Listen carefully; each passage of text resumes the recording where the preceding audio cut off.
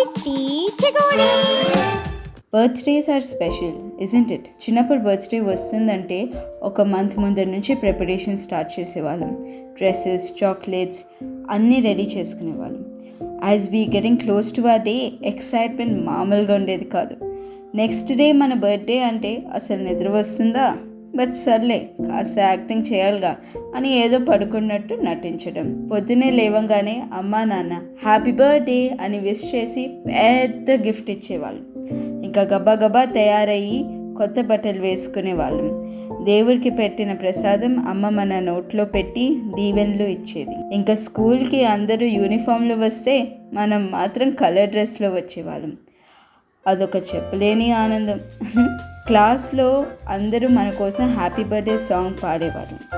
ఆ తర్వాత మనం చాక్లెట్స్ డిస్ట్రిబ్యూట్ చేసిన తర్వాత madam can I distribute the chocolates to other classes అని అడిగి నేను నా ఫ్రెండ్ని తీసుకొని వెళ్ళి స్కూల్ అంతా చాక్లెట్స్ డిస్ట్రిబ్యూట్ చేసేవాళ్ళం.